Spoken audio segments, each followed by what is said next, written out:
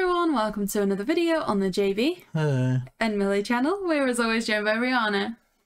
Hello. So in today's episode we are going to be having a chat about what our expectations are for episode 2 of the Mystery Incorporated series that you can see on YouTube. So ultimately they released, I'd say it's almost 2 months ago now, a post on their Instagram saying, you know, sorry for the radio silence and everything, but that they've reached enough money with their Indiegogo to start work on episode 2. So, you know, we know this is coming now. They've not kind of given us any dates or anything like that of when to expect it, but we know that it's in kind of progress. They're working on it at the minute, so I'd be really curious to just kind of know what, you know, JayBee, what your thoughts are, what Rhianna's thoughts are, and also everyone in the comments as well, kind of what their expectations are. Ultimately, all we know at this point is what we've seen in series episode 1 and what they've set up through episode 1, and also kind of minor details about episode 2 as well. So they've released that the name of the episode is going to be What a Night for a Night. So I'm sure that's kind of ringing some familiar bells with most people, JayBee. Yeah, so I love the first episode. Absolutely adore it. And if you guys watching this or listening to this, however you consume content, are curious about the behind the scenes of the show, we did an interview with Philip Nathaniel, who plays like Sheriff Bucky in the series, and also Dade Elza, who wrote and kind of produced the series as well as played Fred. So they're going to be in the description down below.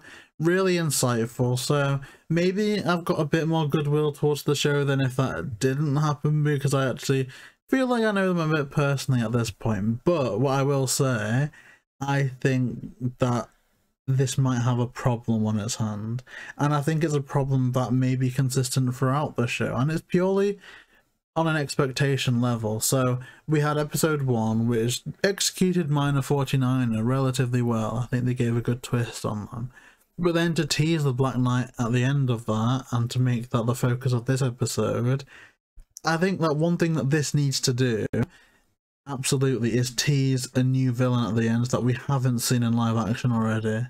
Because we've got a situation where there was like $1 million movie produced in 2004, and that had Minor 49 like episode 1. That had the Black Knight Ghost like episode 2. I think there's going to be too many parallels and comparisons, that what this show needs to do is maybe introduce us to villains that maybe were a bit too edgy for the show. Like, I think they're kind of having their cake and eating it.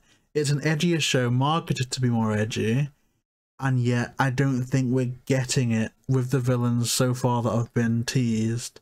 So I think back to the original plans for Monsters Unleashed, the Mortician, perfect for a show like this. Even maybe stay away from the Ghost Clown, because it might get a bit Pennywise-y. But you know what I mean? I think there's more villains that they could choose from that would lend itself better to the tone of the show. That's what I'd like to see. Rhianna, like I said, we're kind of at the starting point, just the title. What's your thoughts on What a Night for a Night? Well, one of my first things is that, you know, we all, I think, have been excited for this series and stuff, but at the same time, I feel like, and I don't mean this in any bad way, but as JayBee was saying, is that it seems like a lot of it is, you know, it could become same old same. Like, they're using the same title as the first episode of Scooby-Doo, Are You? With the same ghost. And, you know, we're second episode in. We get the premise of the first one. We understand playing it safe. This is the Black Knight Ghost is one of the most safest villains to fall back on.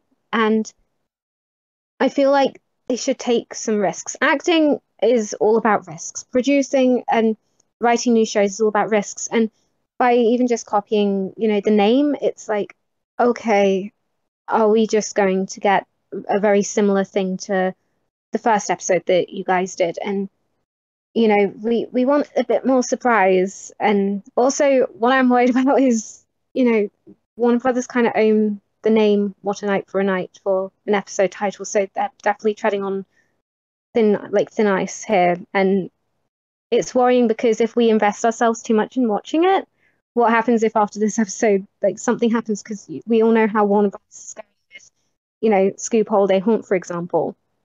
they've cancelled that and they want money. So it's definitely it's one of those controversial things where are they playing it smart?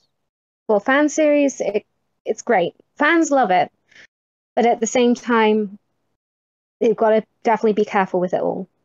I mean, I'd certainly agree, like you say, fans love it. It's a very, you know, you can tell it's made for fans by fans in that there's great references to so many things throughout Scooby history. I mean, I'd say 95% of the people that love Scooby would say that the Hex Girls needed to be brought back, more needed to be done there, and they're doing that. I mean, they've published the first page of the script, and already just in that first page, the Hex Girls are mentioned again and everything like that. So there's certainly lots of fan references and things that are really there for the fans.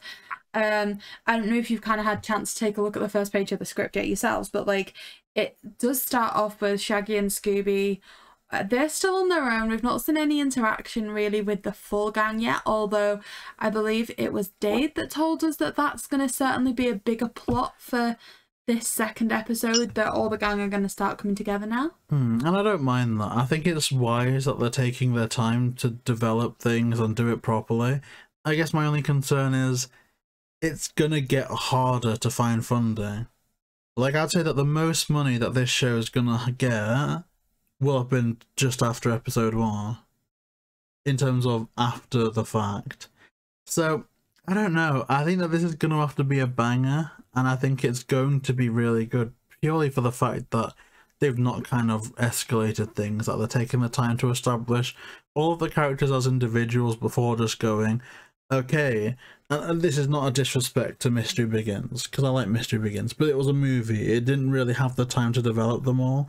So I'm glad that they're not just doing, okay, so they've all got detention in episode 1, now they all know each other, now they're all friends, but let's drag it out to like hour-long episodes, because it just, you know what I mean? I'm glad that they're doing it slowly. And I like the sound of it, because, again, like Rhianna said, it's a bit safe, but at the same time, the Black Knight Ghost is cool. It definitely has potential in something like this.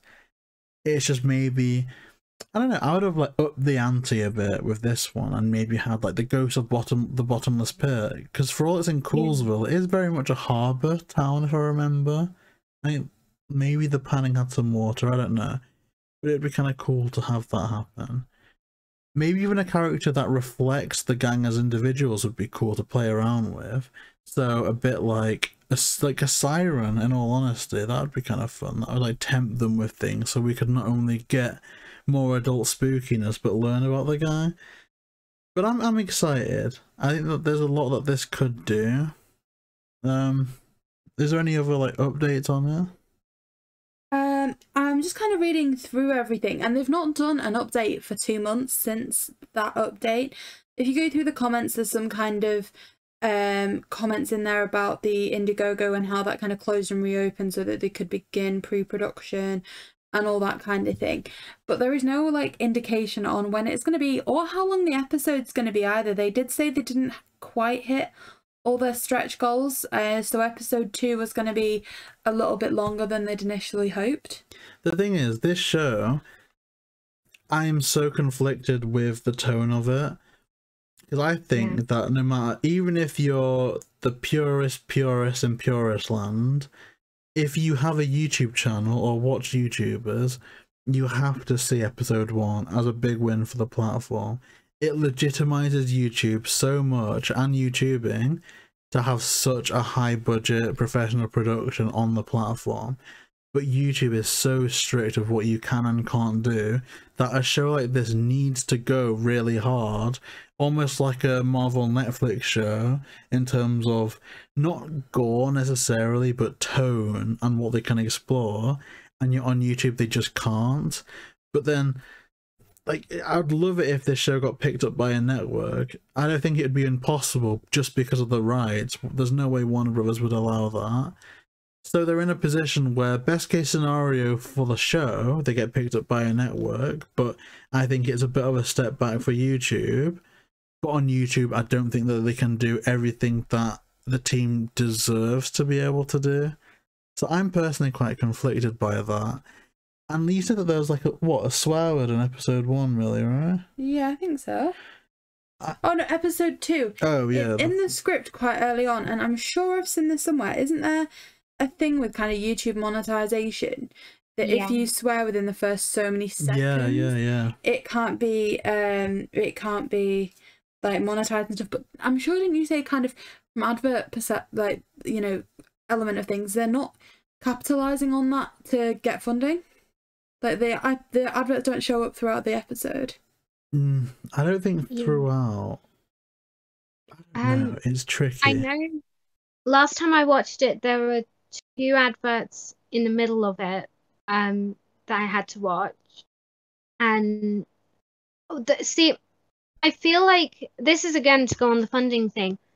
We had such a big hype for episode 1, and I think this is potentially where some of my doubt is coming in as well, is that we've had to wait a while for them to just get filming with episode 2. And, you know, from training with acting and following filming schedules, it takes a while to film. So it will take them a while to film. Post-production is even longer. And then they get into, you know, releasing it. And then we have to wait just as long, if not longer, for episode 3. So this wait as well, it's like the interest is dying, then it will peak again, then it will fade away and then peak. And, you know, they haven't given us many updates, you know. So getting the funding, they have to be consistent and be, okay, this is what we're doing today, this is what we're doing today, we're going to do this, this, this. They need to capitalize on everything, and that's where they're lacking. That's perhaps one of my main criticisms with it, is like the marketing of it. So if you scroll through their Instagram page, I'm on it now, their most recent post got 4.5 thousand likes. The one before that's 2,000 likes. The one before that's 3,000, then 4.5, and then nearly 10,000 likes because the video had hit 2 million views. That it's clear there's so much support out there for it, that to perhaps build the social media presence would actually have a positive effect on the funding. Or even there's numbers there to try and get some kind of sponsorships and support. See, that's my thing. I almost feel like they needed to have secured some type of backer, like an angel investor after episode 1 to make the whole season feasible. Because I think I can confidently say, with this trajectory, it's not going to happen. I think it's got great potential. I really enjoyed it. And I think anybody watching it can see it's been done really well. And I'm sure it would be possible to get people that would invest. And so... I mean, if I had the money, I'd invest. If I was a millionaire, hand on heart, I would. So there must be someone else that kind of is involved with that. I mean, it would be cool to do more of these interviews, because I think doing the interviews gets a lot of people on board. Like we've seen with Save Scoob Holiday Haunt, people, like other YouTubers, absolutely ridiculous about that situation. They bent over backwards to not reference the interview we did with Michael, or even acknowledge us, right? Because they're YouTubers, their egos are bigger than any other part of their anatomy. But professional news outlets know that there's value in that interview, and so that's what led them to go, okay, even though we're like billion-dollar corporations, we'll reach out to this tiny YouTube channel and ask them for permission to use their interview. I think if they did stuff like that, like more, not even just interviews, but more promotions, I think a weekly game night with the whole gang, just making us care about them as people, would be so good. Like YouTubers can sell so much just by having a presence. Like I know that they stream, I think like Dayeanne streams independently, but you look at a YouTube group like the Sidemen, right? And just because people like them and care about them, they can sell so much. They can sell food, they can sell clothing, they can get #1 in the charts on music. And their videos, they're bigger, obviously. They get like 7 million of a video, right? But there's YouTubers that get 500,000 that get that support, that can sell merch and stuff. So the fact that their debut episode you know, of the show got within the millions. If they did regular stuff, maybe they started a second channel or expanded on this channel, like more Mystery Incorporated, they could just play Among Us every Friday. And I think even something like that would get a lot of goodwill. I guess they're very busy, but I don't know. I'm worried about the future of the show from that end. But I don't know. See, what I'm looking back through here is with episode 1, they built some great hype around it. They were doing the marketing thing relatively well. Post at least every 2 weeks. There's one with Shaggy and Scooby together on set. There's one of the gang together, you know, clearly when it was almost just like a concept, dressed in like the gang's colours and everything. There's pictures of the script when it was first, you know, kind of given out to them and everything. I feel like for episode 1, they did a really good job of hyping it up and kind of building that up. They've done pictures where they introduced the cast and all that kind of thing. So it'd be good to kind of see something like that for episode 2, because I think, like JayBee said, there's kind of maybe a risk of it falling back and then episode 2 getting less views because people have fallen off with it a little bit. I'd like to see more kind of updates on their page, like, you know, see, instead of just saying here's the first page, like here's the first script bundle together, here's, you know, I've actually forgotten the name of the things, you know, the boards that you write kind of take one, scene one on. Clapper boards, yeah, like it'd be great to be seeing pictures of that. Like I'm sure, like there's probably fans out there that would do the marketing for them for free if it is a time thing. I mean, they kind of are. There are a lot of like channels talking about that. I think it's, and obviously I've never written, directed, produced, acted in a movie. I imagine it takes an awful lot out of you. But I think even stuff like, and I made a joke about this because you guys know that I'm warped, but if they sold like the Vote Daphne posters, I would buy like 1 million. I think there's some stuff that they could have done marketing wise that would have helped, and maybe like fund half of it towards the campaign. Like I think people would have just been delighted to just get the Mystery Incorporated logo on a mug, like a coffee mug. All the hats from the premiere. Yeah. Like, yeah, I'd have bought one. But then a part of me thinks, is that legally dicey from their perspective to sell Mystery Incorporated merch? I don't know. I mean, they technically have already with the their like Indiegogo.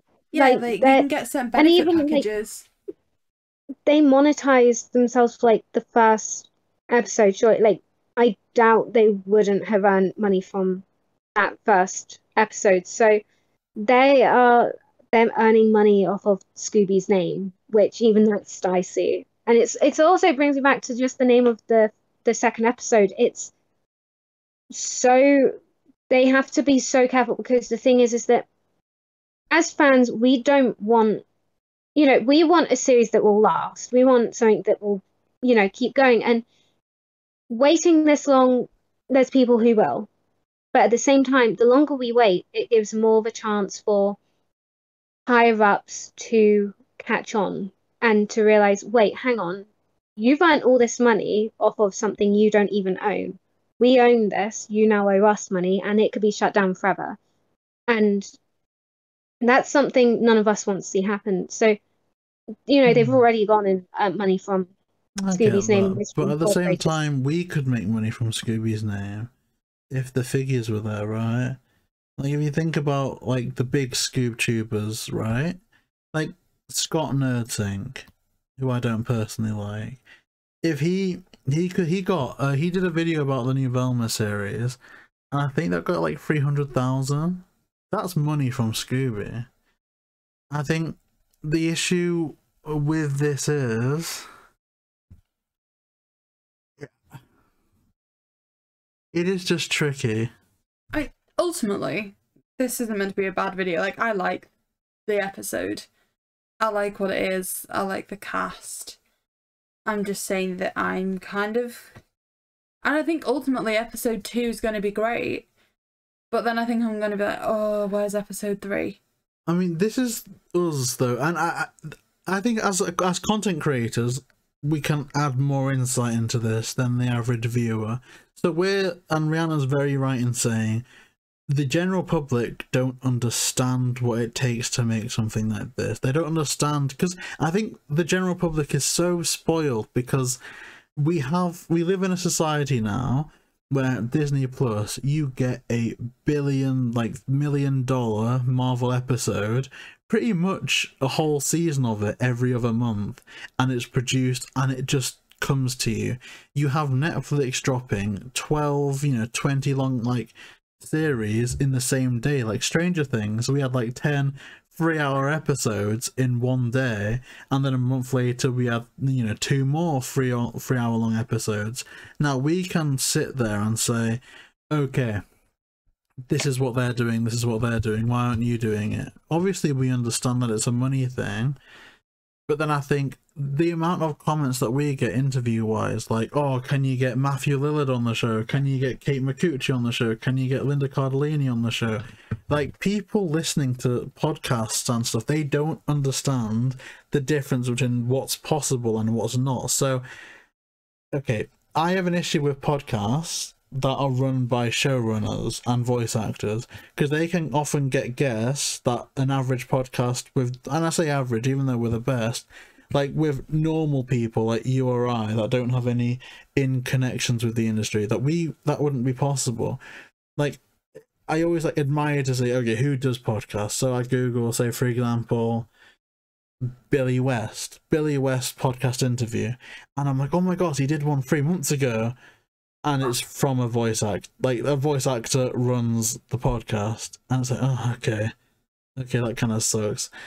And so, from their perspective, I reckon it annoys them when people are pestering them for an episode, because it just isn't possible from their perspective to do it the rate that we want them to do it at. I think that's one thing to keep in mind. Definitely it's worth being patient about it, but Rhianna's absolutely correct in terms of,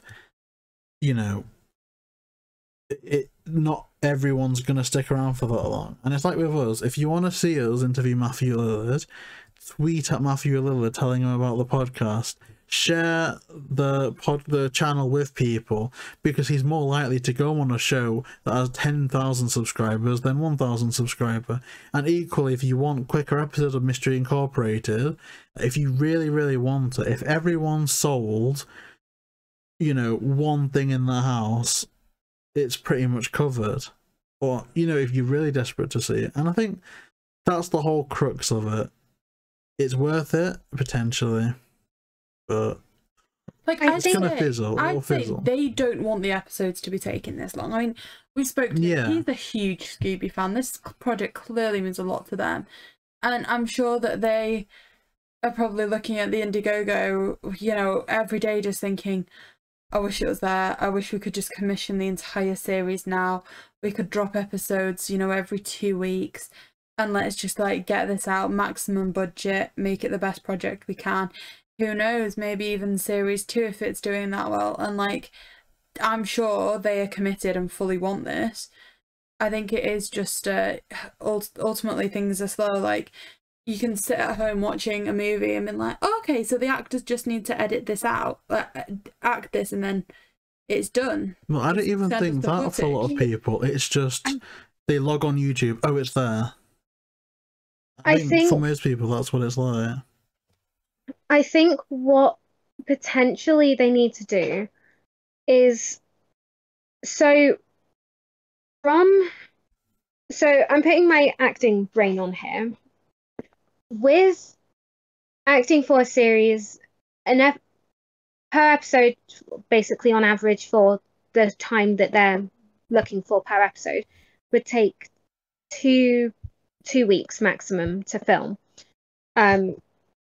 So that is usually how a professional production for a series works. So 2 weeks, mixture of, they usually try and do it all in studio one day and then on location other days. It's obvious they're doing mainly on location. So getting all of the locations done in one day. So if it's based in Shaggy's house, try and get that done in one day, etc.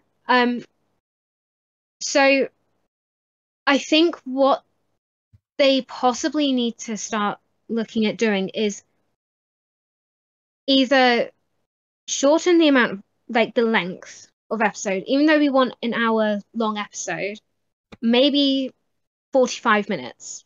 That's still a decent amount of time. They can still tell the story, and it may mean that there's extra episodes, but that means they'll be able to produce those episodes quicker. It also means they could potentially film the second and third whilst they are then trying to get money for the fourth and fifth. They can release the second one, wait 2-3 weeks or a month, release the third, because and then whilst they're doing that, they can film the next lot. And by doing that, it means that we're not waiting as long. And they're also, because they obviously have to rent out these places, they have to make sure everything, like, continuity is key in the acting world. So they have to make sure that the places that they're renting are available. So by filming in batches, it can even be like, for Walker currently in Texas, they're filming 3 episodes at once. So they're doing block filming. So all of the things in one location for 3 episodes are being filmed on one day. So it's confusing, but they're getting all of this stuff out, which means it's taking shorter time to actually get it out to the public. And I think by doing that, it means that people will have that interest, and because they're getting the episodes quicker, it's okay, I'm going to invest my money into it. And I think what investors might see is a bit dodgy in ways, which is why possibly they haven't picked up an investor as quickly, is because, you know, it was kind of made public knowledge at one stage that they did have a bit of a run-in with Warner Brothers at one stage. So investors are looking at, is this something that I could get in trouble with? So I think they need to buckle down, put more of their own money into it, which isn't the best thing, but actors have done it before, and it's a small setback for a bigger gain, if that makes sense. And by doing that as well, like, it also means we won't have, because actors get older, so physical changes will happen, and, you know, weight gain, weight loss, things like that. So if we see, and I'm not like meaning this in any bad way, but if we see, like, in one episode, Daphne or Velma, like, clear skin, completely fine, things like that, and then in the next episode they've got like a slight wrinkle or they've got a pimple or something, people are going to be like, wait, hang on, no. Or like there's a slight weight change, because this is the culture that we live in. People judge based on weight and things like that. So it's trying to keep that continuity as well, and they would save so much money as well by just having as much filmed on location, so they don't have to keep paying rent and things like that for houses. Yeah, certainly. Like, if they can look ahead, see what they want for episode 3, and if they've paid to have the location for episode 2, just trying to get it all together anyway. I mean, genuinely, I don't want this because, again, the YouTube aspect. But I would say if they got enough to pay the actors and obviously the writers and really, you know, I don't know how much wouldn't be possible just on a phone, right? I mean, you see like so many YouTubers now, for all, a lot of them have a big team behind them. You know, a lot of them don't. Like, you know, the vloggers. I just don't know how possible all this is. It's a weird one. It's a weird one. Or even like some locations, if they're using somewhere, because they've got so many so many followers and get so many likes and stuff, if they can't use some of it for marketing, like say they were using a museum, like if they could just promote that if they could say, look, we get this many thousand likes on all our posts, can we kind of come up to some agreement where we can get a reduced amount for hiring this place out if we agree to this and this promotion? Yeah, even just like product placement, right? This is like my marketing stuff kicking in, because we used to do marketing. So like... Yeah, I'm sure there'll be no ill will for fans if there's one section where, like, I mean, I'm not gonna like go too far, and it's like a segment where it's in the middle of the mystery and you've got Chris Villain like, oh, zoinks, man, if you've got a hairy shaft, you can order from Manscaped today and use code zoinks for 20% off. Like, I'm not saying that for a second, No, but if But they just just said Dade like, Elza in the gym with his big arms pumping iron, and he's got like some Beats by Drake on, or Beats by, I don't know, whoever Beats is by on, and it zooms into like the logo for one section. Oh, that's fine. not only That's that, fine. but like on their Instagram and stuff as well, just posting like I said, if it was for a location, today we're filming at, and then the name of the place, because surely it's going to encourage fans to want to check that out. Restaurants, shopping malls, legit anything. Like I said, that's kind of my marketing head coming on a little bit there. And I understand it's not just as simple as saying, hey, yeah, we'll do an Instagram post, come use this place for free. But if, like I said, if they were doing more marketing stuff, more frequent posts and everything, they could keep the hype up, keep the suspense up, and utilise those numbers to negotiate. But I realise that's probably sounding quite patronising, so... I mean, I don't know. I'm sure they thought about all this and more. I think this has become less of an expectations for episode 2 and more of a discussion. So I'll adjust the thumbnail and probably title. But no, you know what? I think we've had a good conversation about this. I think this is a good place to kind of end it, unless people have kind of ending statements. My bottom line is, my verdict is, I'm really excited for this. I think it's got a great team behind it. We know that it can perform well. We know that it can be produced well. It's just a case now of if it's going to get done or not. And I hope it does. And again, I have no doubts that everything I've said about the reuse of villains has gone through their mind. And really, we're having this discussion now about them having, like, not struggling to get payments, but, you know, meeting deadlines or not. There's that discussion that's going on, definitely. And we're also criticizing, or I was criticizing it for being a bit too safe with the villains, and it's kind of like, well, it's one thing to be safe, but it clearly isn't safe enough, or maybe it was too safe. I don't know. It's one thing either way, you know. They could experiment, but I think a good time to have experimented would have been episode 2. My thoughts are, I absolutely love what they did with episode 1. I kind of don't have any reservations at all with what they're going to do with episode 2. My only reservation is like, when can I see it? I'm excited. I want to see it. But I'm also kind of like, are we going to have to wait a little while? Because I remember talking to Smash about it, you know, like, I'm sure it's like a year ago or something. He was like, I'm so excited for episode 1.